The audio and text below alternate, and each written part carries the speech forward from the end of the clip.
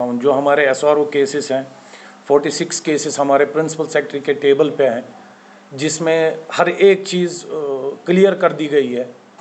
अब उसको board of director में अप्रूव करना था। 46 फैमिलियाँ वेट कर रहे थे, जो उनके भाई बाप बेटे शहीद हो गए ऑन लाइन ऑफ ड्यूटी, तो उनके केसेस डिपार्टमेंट ने क्लियर करके प्रिंसिपल सेक्रेटरी के पास भेजे थे।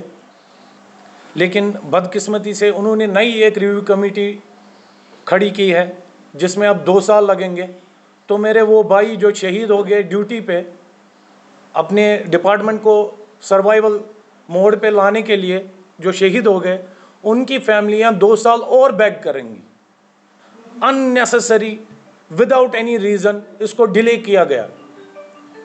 इस बात मैं अपने प्रिंसिपल सेक्रेटरी साहब से पूछना चाहता हूं, क्या वजह है जो एक आपका मजदूर, आपका सिपाही आपके फील्ड में लड़ रहा है, वो शहीद हो गया है, उसके जो राइट्स बनते हैं एज पर इंडियन कॉन्स्टिट्यूशन, उसे उस चीज़ से महरूम क्यों रखा जाता है?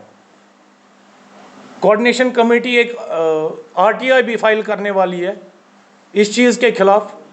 अगर हम मजदूरी भी हम करें, प्रेशर भी हम झेलें, सब कुछ हम करें, और जो हमारा हक बनता है मेरे मुल्क के कानून के हिसाब से, उससे भी मुझे महरूम रखा जाए, ये कहाँ का इंसाफ है? हमारे पीडीएल्स, जो कि आपको भी बखूबी पता है, पिछले 20 सालों से इस डिपार्टमेंट में काम कर रहे हैं, जबकि बाहर स्टेट्स हैं हमारे, उन पे मिनिमम वेज एक्ट के तहत उनको सैलरी दी जाती है, जो कि तकरीबन 27-28 हज़ार है।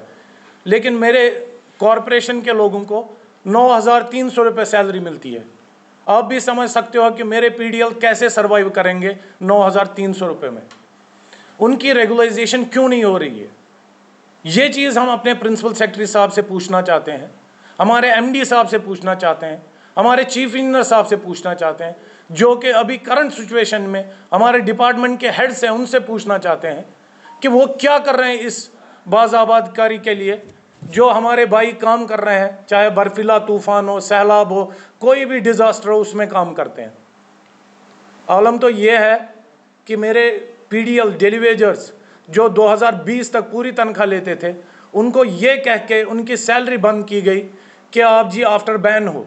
मैं ये पूछना चाहता हूं, उन पीडीएल्स को किसने अपॉइंट किया था आफ्टर बैन? 20 साल से हमारी प्रमोशनें रुकी पड़ी हैं। मेरे इंजीनियर हजरात आए दिन अपनी प्रमोशन के लिए बहुत कुछ मीडिया में कहते रहते हैं, लेकिन हमारी प्रमोशन उन हमारे बेहतरीन अफसरों के पास है जिन्होंने हमारी प्रमोशन 20 साल से नहीं होने दी। हर एक बहाना वो ढूंढते हैं हमारी प्रमोशन को रोकने के लिए, लेकिन काम हमसे पूरा लेंगे। हमारे 2.5 डे सैलरी है, उसके लिए वो रात दिन हमसे काम कराते हैं, जिसका ऑर्डर ये है कि संडे एंड हॉलीडे हम अवेल ना करें, तो उसके लिए हमें 2.5 डे सैलरी मिलती है। लेकिन वो अपने घर से, अपने दिल से एक कानून बनाते हैं, ये जी 24/7 आपकी ड्यूटी है। ये हिंदुस्तान के कानून में कहीं पे नहीं है कि 8 घंटे से ज़्यादा हमारी ड्यूटी हो।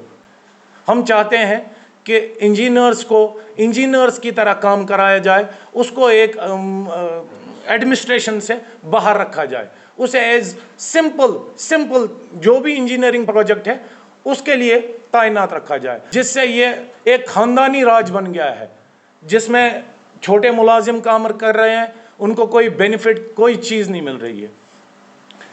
यही गुजारिश रहेगी आपसे, जो भी अगली प्रेस कॉन्फ्रेंस होगी उसमें हम सारे प्रूफ्स विद प्रूफ्स, जितने भी काम हुए हैं, जो भी इश्यूज़ हैं हमारे डिपार्टमेंट के, किससे लॉस हो रहा है, क्या वजूहात हैं, वो लेके आएंगे। आज चूँकि जो हंगामी नवीयत की प्रेस कॉन्फ्रेंस यहाँ पे मुनक़्क़द की गई, ये Jammu Kashmir power employees coordination committee की तरफ से जो पूरे कश्मीर रीजन और जम्मू रीजन को कवर कर रही है, मुनक़्क़द की गई है, जिसमें हमारे 9-10 तंजीमें इसमें एक अमलगम की हैसियत से कोalition में हैं, जिसमें Jammu Kashmir electrical employees union है, उसके साथ साथ Jammu Kashmir technical employees federation,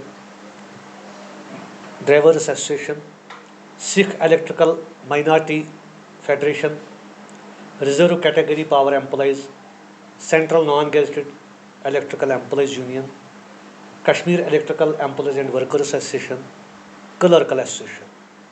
इन तंजीमों पे मुश्तमिल ये platform Jammu Kashmir power employees coordination committee के नाम पे है, और हमारा जो मुद्दा व मकसद है वो सरी तो नॉन पॉलिटिकल है, बल्कि in the interest of general employees as well as the corporations. क्योंकि हमारा यहाँ पे आने का जो मकसद इस वक्त है वो यही है कि इस वक्त आप देखते आ रहे हैं पिछले कई महीनों से एक गैर यकीनी सूरत हाल चल रही है पावर डेवलपमेंट डिपार्टमेंट में पावर पॉलिसीज़ को लेकर। क्योंकि जम्मू कश्मीर कोऑर्डिनेशन कमेटी का यही एक मौक़िफ़ है कि जब पावर डेवलपमेंट डिपार्टमेंट अनबंडल हुआ 2019 में, उससे पहले तक डिपार्टमेंट की हैसियत एक थी और उसके बाद एक और हैसियत रूनुमा हुई। क्योंकि आवाम को, यहाँ के हर एक सार्फिन को भी पता है कि पावर डेवलपमेंट डिपार्टमेंट में बहुत रिफॉर्म्स हुए हैं, मगर चूँकि अगर हम 2019 से पहले बात करेंगे, इस डिपार्टमेंट को चलाने में यहाँ का फील्ड वर्कर भी था और यहाँ का इंजीनियर भी था, यहाँ का डेलीवेजर भी था, यहाँ का क्लर्क भी था, यहाँ का क्लर्क भी था, यहाँ का ड्राइवर भी था। कुलहुम तरीके से अगर देखा जाए तो सबसे पहले जिनके हाथ में लाठी थी पावर डेवलपमेंट डिपार्टमेंट को चलाने में, वो यहाँ का इंजीनियर स्टाफ का था। उसमें जितने भी रिफॉर्म्स हुए हैं, रिफॉर्म्स जो सेंट्रल स्पॉन्सर्ड स्कीमें यहाँ पे इम्प्लीमेंट हुए, चाहे RAPDRP हो, चाहे IPDS था, चाहे PMDP था, चाहे दीनदयाल उपाध्याय था, हज़ारों करोड़ रुपए यहाँ पे पावर सेक्टर को इम्प्लीमेंट और अपलिफ्ट करने के लिए सरकार ने पैसे दिए। ग्राउंड लेवल पे क्या हुआ क्या नहीं हुआ वो आप लोगों के सामने भी है, डिपार्टमेंट के हर एक मुलाजिम के पास भी है, और यहाँ के पावर मैनेजमेंट के पास भी वो मुसवदा बाज़ाब्ता तौर आया है।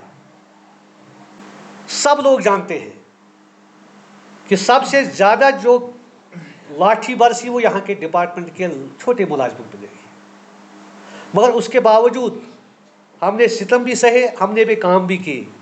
कोई भी डिज़ास्टर था तो हमने काम किया, और आज कॉरपोरेशन इस नवीयत पे पहुँची है, हम एक प्रॉफिटेबल कॉरपोरेशन के ज़ुमरे में आ गए। यहाँ के सार्फिन जो 19 घंटे की कटवती में ज़िंदगी गुजारते थे, यहाँ के होटलियर्स जिनको अनशेड्यूल्ड कटर होते थे, मगर आज मिनिमम कट्स के बावजूद भी रेवेन्यू भी आया, बिलिंग एफिशिएंसी भी चली गई, और हमारी इम्प्रूवमेंट आ गई, सिस्टम ठीक हो गया, और उसके साथ साथ रेवेन्यू का बहुत ज़्यादा पैसा कॉरपोरेशन के ज़ुमरे में आया। यहाँ के पावर सिनेरियो को अपलिफ्ट किया है, मगर बदले में एप्रिसिएशन कहीं नहीं है। और उसके बदले में जो हमारे बेसिक राइट्स हैं, चाहे प्रमोशन का मसला, चाहे बाकी कोई मसला, इंसेंटिव्स का मसला, तो हम चाहते हैं कि जो सेक्टरेट लेवल पे यहाँ पे काम कर रहे हैं हमारे डिपार्टमेंट, वहाँ पे जिस तरह वो हमसे ये तवक्को रखते हैं कि बिलिंग एफिशिएंसी को इम्प्रूव किया जाए, मगर हमारी जो फाइलें वहाँ पे पड़ी हुई है उनकी एफिशिएंसी कहीं नहीं है।